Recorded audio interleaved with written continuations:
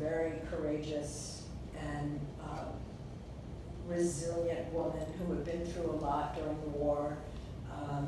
Her father was an orphan, and her mother died when she was born. So she had, her resilience probably came from a lot of her life experiences, but she had also a very great sense of humor. So then somebody, an early reader, said to me, well, I really want to find out what your connection is with Alda. And Aldo, my husband,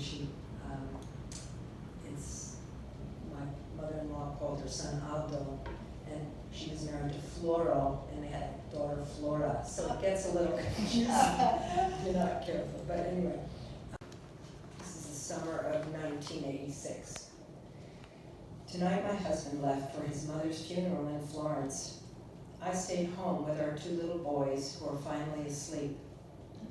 As I sit in bed listening to magnolia branches scrape against my dark window, stubborn thoughts pursue me. If only we'd granted my mother-in-law's wish of living out her days in her treasured Cinquecento villa, where she'd nurtured her family for 50 years. Closing my eyes, an image of Alda emerges, wise matriarch, holding court in her parlor, doling out advice to adoring friends and neighbors. The villa was her village. We took that away from her. Our newborn son briefly ushered in a 4th Raffinelli generation there. He was only 3 months old when we left. Should we have ignored the crumbling vaults, the leaky terracotta roof, and the idea that moving to America held more promise?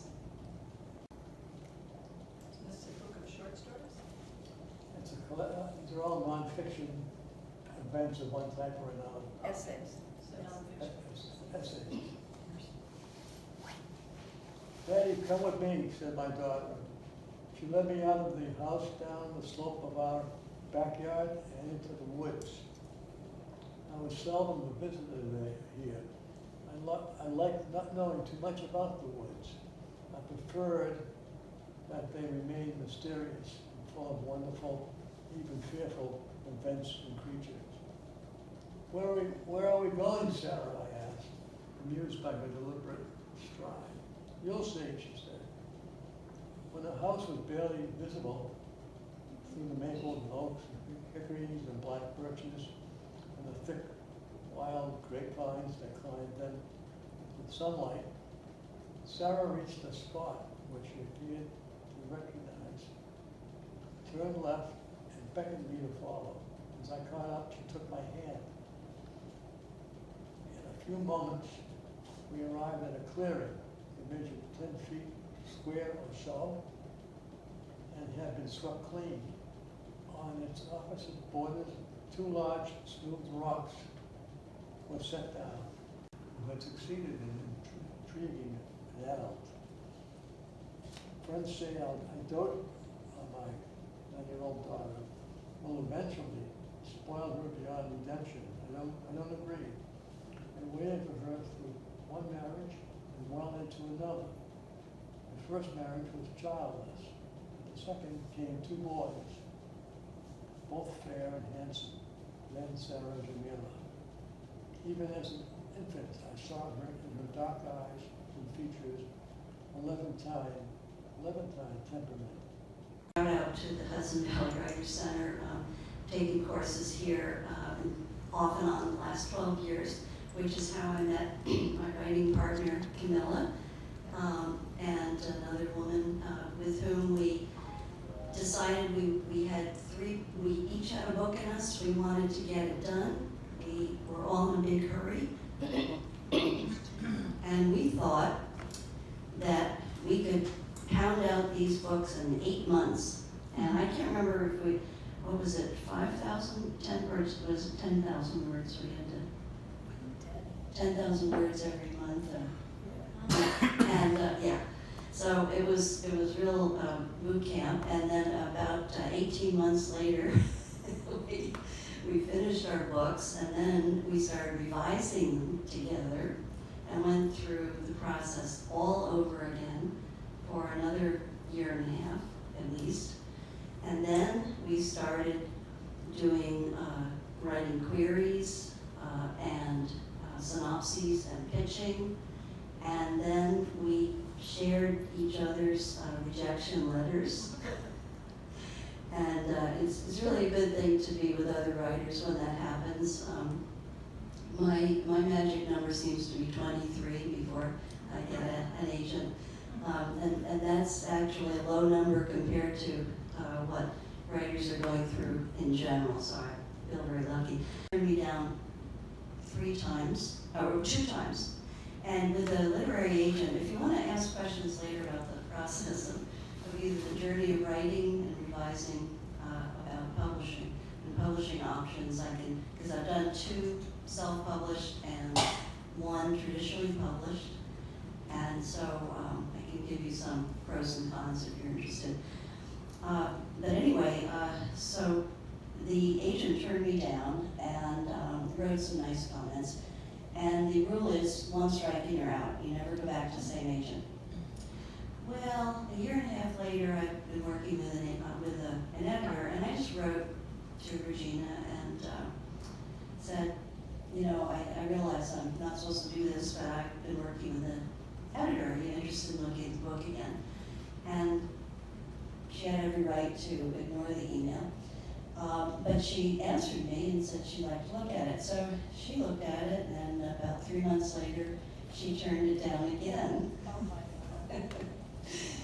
So anyway, I worked with revising and with another editor too. And the thing was, in the interim, she and I exchanged some emails, and she asked me if I'd ever read a book called Platero and I, about a donkey, written by the poet laureate of Spain. And I had, and we got a discussion, and so there were about these 10 emails, and she kept writing to me about donkeys, and I thought, well, I'll try one more time. And the worst that can happen is she'll take out a restraining order. So I was at a pitch conference, and I had I signed up, so I had my minutes with her, and I sat down, and she looked at me, and I said, don't worry about it. Can I get you a cup of tea? And she said, yes, please. So I got her a cup of tea, and I used up my 5 minutes of pitch time to get her a cup of tea. And then I said, you understand I am pitching this to others? She said, absolutely. It's a business. So I went to the next table over, and I was talking to this woman. She wasn't really excited about anything to do with animals. But I started talking to her book that I had only just started about World War II, a little known story, true story from World War II. And we got really excited, and our arms are going like this. And I think Regina saw it, because when I got home, 2 days later, I had an offer from Regina, because this is an ass, and he's very smart. They'll get the joke. And then I got a wonderful offer from a publisher in California, and they started having trouble with the title too. And so what they did was, I said, smart ass means a know-it-all. It's not a terrible thing. And I always remind people that the word ass is in the Bible 152 times. That was the word for donkeys. So what they did was they made it into 2 words on 2 different lines in 2 different colors, and that made it okay. So this is Smart Ass, How a Donkey Challenged Me to Accept His True Nature and Rediscover My Own. Commuters wrench around in their seats and slam on their brakes. Teenagers honk and holler. Few in the lower Hudson Valley have ever seen a donkey outside of Shrek's sidekick and miniatures at the local petting zoo.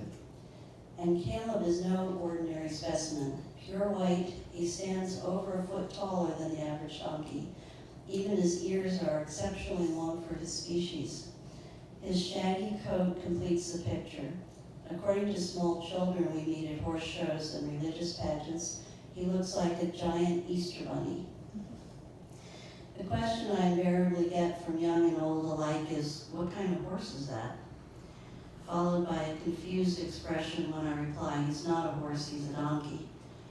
The further question, why would you ever get one of those, is loud and clear. if often unspoken.